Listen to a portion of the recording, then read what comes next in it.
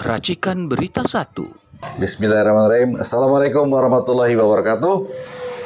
Kembali kita jumpa di channel UI Watch yang seru ini, di mana pada kali ini saya Heru Purwanto ditemani ngobrol dengan Bang Azul. Iya, Bang, abang, sehat Bang? Sehat, lama kali kita nggak ketemu ya. Iya. Pertama kita kerempang. Karena Luhut mau kerempang kena ketentaranya. Kita tunggu dia di Rempang. Nah, tidak ada. Ngomongin Luhut nih Bang, kita lihat. Ini akan ada tayangan menarik tentang sejarah bagaimana Luhut pernah diwawancara. Silakan Bang. Itu orang gila yang bilang. Kenapa gila? Nggak, jangan, saya nggak punya. Saya dia bilang tadi, dan itu janji saya sama istri saya juga. Saya udah cukup. Apa yang Anda janjikan pada istri? Ya, tahun 2024 kita selesai. Nggak mau. Selesai itu pengertiannya apa? Ya, saya nggak mau lagi di menjabat itu, nggak mau lagi. Cukup lah itu. Baik. Ini direkam. Ya. Banyak sekali pemimpin yang waktu direkam mengatakan tidak ingin, tapi begitu pada waktunya dia muncul ke permukaan. Itu orang gila yang bilang. Oke. Ya. Nah, kita lihat tadi Bang, Luhut diwawancara. Apa kenal sih sama Luhut tuh? Saya kenal Luhut, fisiknya berjabatan tangan, waktu ulang tahunnya Hendro Priyono. Di mana itu? Di Bandung, waktu Hendro Priyono menjadi Pusdiklat, habis dari Panglima DKI masuk di kerangkeng di Bandung. Datanglah dia pada malam hari dengan pakaian militer. Nah, saya udah lihat mukanya, ini dah saya curiga ini orang. Ini yang nama Luhut ini, saya. Muka tampang Jack Palance. Tampangnya saya lihat, wah ini pemain. Dalam hati saya, ya ikutin aja. Abang di situ sebagai apa waktu itu? Saya undangan Hendro. Oh, diundang sama Hendro. Ya, waktu ulang tahunnya dia. Nah, apa yang terjadi Bang situ Bang? Ya itu aja. Cuma saya perhatikan yang namanya Luhut. Oh ini yang Luhut ini. Saya perhatiin. Saya selalu memperhatikan orang mukanya, wajahnya. Karena saya adalah belajar ilmu kriminologi. Oh, iya. Nah, waktu semester pertama saya ingin ahli kriminologi di UI pada tahun 66. Wah, saya 83 baru dapat tuh. Itulah guru saya, profesor yang namanya orang Ranggas Bitung. Udah meninggal dia. Keterangan ahli dulu Jessica. Itulah banyak saya teori Lombroso diajarin tentang muka-muka orang kriminal. Siapa Lombroso? Nggak kenal kan? Nggak. Lombroso itu sipir penjara di Italia. Dia seorang pelukis. Seorang pelukis. Tapi jadi sipir. Kerja di penjara, sipir penjara. Setiap orang yang masuk penjara, dia lukis. Oh ini penjahat ini, oh ini penjahat ini, oh ini penjahat, dia lukis. Jadi karakternya itu khas ya Bang? Iya, itu banyak saya perhatikan. Saya belajar dengan keyakinan saya. Banyak 90% tepat apa yang saya prediksi. Termasuk Jokowi ini sepenglihatan saya. Ini nggak benar, nggak bisa dipercaya. Kita kembali ke Luhut dulu Bang. Dulu Bang. Nanti Jokowi kapan-kapan ya. Nah, Luhut ini gimana Bang? Dia kan tadi datang pakai berseragam, berarti gagal dong dia. Berani dong. Bintang satu Oke. dia. Pada saat itu bintang 1. Saya perhatiin, oh ini yang Luhut ini. Boleh juga ini orang, saya bilang. Udah saya baca lah. Watak dan sifat dia itu. Boy, apa yang khas dari dia Bang? Ya itulah yang kejadian sekarang ini. Yang tadi itu ya? Yang istilahnya nggak puas-puas. Kalau bahasa Inggris, enough is enough. Kalau bahasanya never enough. Never is enough. Dan kita itu, kalau kita seorang Muslim, ya ada cukup lah. Jangan serakah. Yang dua yang diajarin di Islam, masuk di buku kitab suci Islam, ada 2. Tahu nggak? Mensyukuri nikmat. Bukan. Abu Lahab, Abu Jahal. Oh, namanya ya. Pengkhianat dan serakah. Ya. Itulah. Nah kalau di Medan kayak loba bahasanya, tamak. Nah itulah orang yang serakah. Nggak ada baiknya. Kalau orang bersifat serakah, menghalalkan segala cara. Itu kalau bisa kualat tuh, Bang. Jangan di Jawa, di Padang pun di Minang pun sama gitu. Oh, ada ya? Hidupnya bakal tidak, nanti matinya sengsara. Nah ini Bang, ini saya... Matinya banyak aku perhatiin. Selama aku hidup 80 tahun, orang seperti itu, mayat berjalan. Masya Allah. Kulit membelut tulang badan, penyakitnya nggak baik-baik. Itu ciri-cirinya yang diajarkan oleh Ustadz aku. Maukah kau seperti itu? Waktu aku umur baru 8-9 tahun. Untung aku diajarin. Makanya aku nggak mau. Matinya itu susah. Hanya kulit pembalut tulang. Makanya kita wajib melihat orang sakit. Kenapa sakitnya? Janganlah kita seperti itu kelakuan kita. Itu bayangan. Secara agama diajarin. Oke, kembali ke Luhut, Bang. Ya. Apalagi hal yang bisa Abang ceritakan tentang Luhut ini? Misalnya katanya kan dia dulu tentara pemberani apa gimana? Menurut kawan saya, kawannya Hendro, sahabat saya. Abdullah almarhum, dia belum sampai setahun. Kira-kira 7-8 bulan yang lalu. Namanya Kolonel Ali Birham. Sahabat saya semenjak tahun 84. Dia masuk tentara bukan dari Akabri, bukan. Dia dari sersan bawah Capa. Oh. Dapat pangkat sersan. Manusia paling badung kawan saya di Medan itu. Gak ada takutnya dia. Dikejar-kejar oleh Auri. Tahun 63 masuklah ke Jakarta, sama saya berangkat ketemu di atas kapal.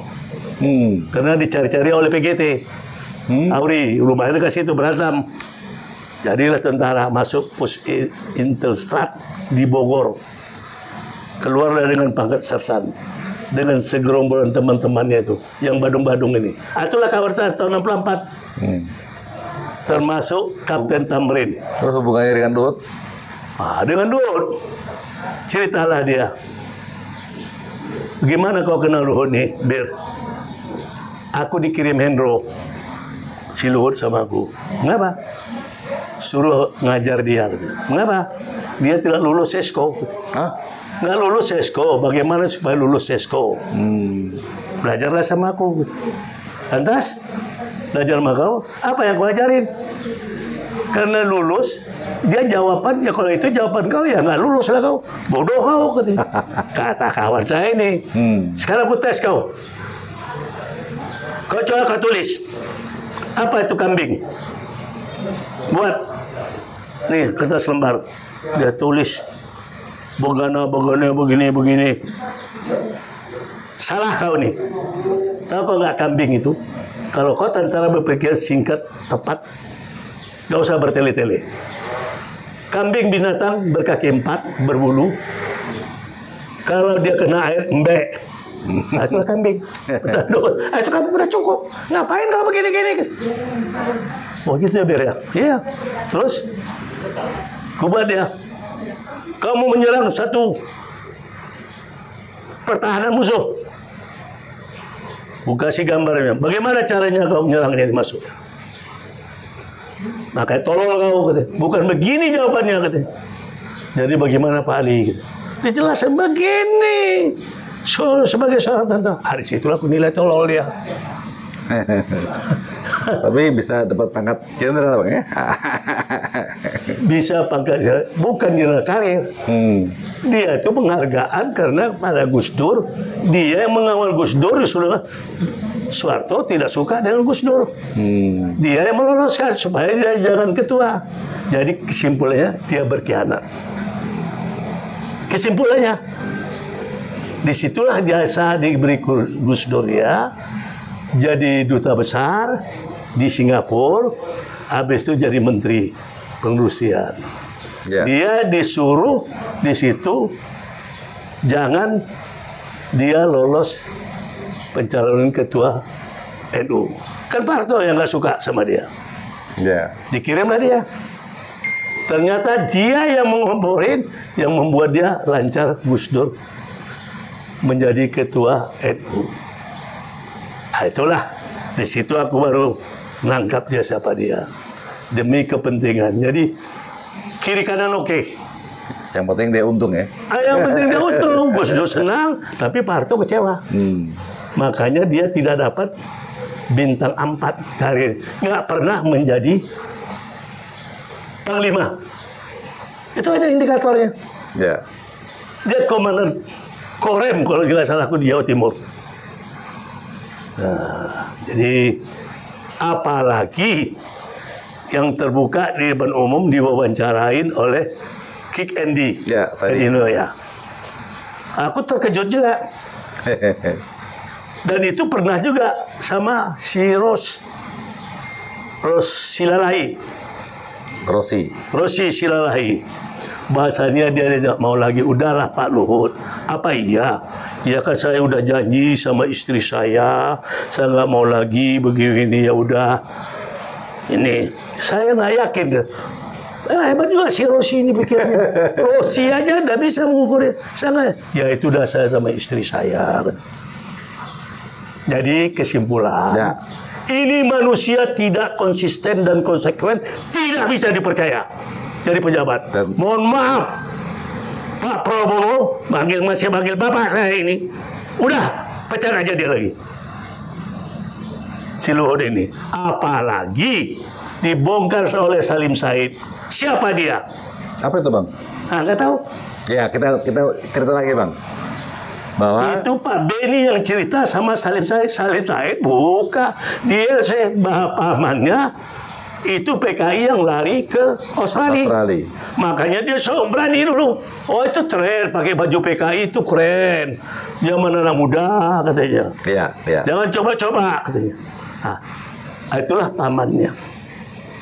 Jadi dia mau coba menantang, melawan arus. Karena Jokowi sudah dia kuasain. Padahal yang membawa dia, memperkenalkan dia dengan Jokowi itu sahabat saya, anak PDI, kawan saya dari mulai SMP. Siapa Bang? Panda Nababan. Oh, waduh. Minta tolong dah sama Pak Panda, itu kawan saya dari kecil SMP. Wah, kapan-kapan bisa kita bahas lah Bang. Jadi tentang Luhut ini, udahlah, nggak usah kita acukan. Minta aja Prabowo dan yang mendengar nih bicara saya, udahlah kesampingkan aja. Jangan bikin kacau balau. Apalagi dengan kesombongannya. Siapa dia? Mau apa dia? Pindah aja kamu ke luar negeri. Emangnya negara ini negara nenek moyangnya? Apa telah kau perbuat? Aku lebih besar berbuat pada kamu Luhut. Kecil-kecil aku umur 4 tahun. Aku ngasih makan tentara-tentara pelajar di kampung aku makan. Masya Allah. Sampai rumah nenek moyangku dibakar. Agar kau tahu. Itulah saking cintanya aku kepada pelajar waktu Dahlan Jambe sama satu lagi Ahmad Hussein. Kan 2 pemberontak yang terkenal di Sumatera Barat pada masa itu. Tahun 58. Ngasih makan mempertahankan kemerdekaan. Kita berkorbanlah. Dapur umum di rumah nenek aku, sehingga rumah nenek aku dibakar. Siapa pengkhianatnya? Cina. Aku kasih tahu. Apa Cina ya? Poan Tui. Sampai ku datangi si Cahaya Kumolo, Menteri Dalam Negeri, karena yang di taman bikin museum itu Poan Tui. Jadi pahlawan ya. Ajar tuh. Saya bilang, yuk, itu adik kesayangan aku. Cayo, lu tahu nggak sejarah Poan Tui? Nggak, Bang. Itu yang kau resmikan itu Cina pengkhianat di Republik ini. Poan Tui itu pengkhianat di Medan. Ada nama Tapekong 5. Di kampung aku di Pariaman tuh habis kampung Cina itu semua ditebas tuh. Kenapa? 2 yang mati. Ada ibu aku 1 pejuang yang ditakutin. 1 lagi si Hahan, angkatan laut dari Siantar, berjuang di Pariaman, menghantam itu tentara Nika. Siapa yang kaki busuknya, kalau kita istilah kaki busuk, informannya? Itu Cina. Cina Poan Tui yang ada di kampung Cina. Habis dipotongin Cina-Cina yang di Pariaman itu. Oke Bang, jadi intinya kita di sini menyampaikan suatu fakta sejarah yang mungkin bagi banyak generasi muda tidak tahu, dan inilah saksi sejarah yang menceritakan kejadian yang sebenarnya. Jadi di sini kita tidak menjelekkan atau menyanjung orang, tetapi kita menyampaikan fakta sejarah. Kita bisa melipatnya. Dan kami dari UIWAT selalu mengedepankan slogan kami, yaitu Veritas Probitas Justisia, selalu menegakkan kebenaran, kejujuran, dan keadilan. Terima kasih. Assalamualaikum warahmatullahi wabarakatuh. Waalaikumsalam. Mudah-mudahan bagi yang mendengar ini bermanfaat untuk dia, mengetahuilah siapa bangsa Indonesia ini. Ya. Siapa yang pengkhianat, Siapa pahlawan? siapa yang pahlawan, siapa pejuang nasionalis. Bagiku pejuang nasionalis orang Cina itu adalah Kui Kian Gi. Ah, setuju. Ada orang Indonesia belum tentu aku, tapi Kui Kian Gi itu yang kuhormatin, yang nasionalisnya lebih tinggi daripada bangsa yang pengkhianat Indonesia. Izin nambahin Bang, Tan Yu Hok. Nah, itu juga tuh pahlawan Indonesia bulu tangkis. Oh, itu juga ya, boleh tuh. Ya. Nah, itu karena aku bukan pengamat Tan Yu Hok, aku tahu namanya. Ya. Cuman aku itu olahraga. Ya. Tapi dalam idealis berbangsa bernegara, itu Tan Yu Hok hanya olahraga. Tapi dia berjasa buat bangsa kita. Iya, tahu aku karena pertandingan di Tokyo dulu. Ya. Nah, Thomas Cup. Thomas Cup. Siapa yang berjasa di situ? Tahu nggak kau? Kalau tahu juga, siapa yang berjasa selain Tan Yu Hok itu? Sudirman. Bukan. Anak Makassar, Hari Malondang. Aku masih ingat, dialah yang memotret lawan Tan Yu Hok. Oh. Silau matanya. Itu harus tahu. Oke, sampai jumpa. Assalamualaikum warahmatullahi wabarakatuh.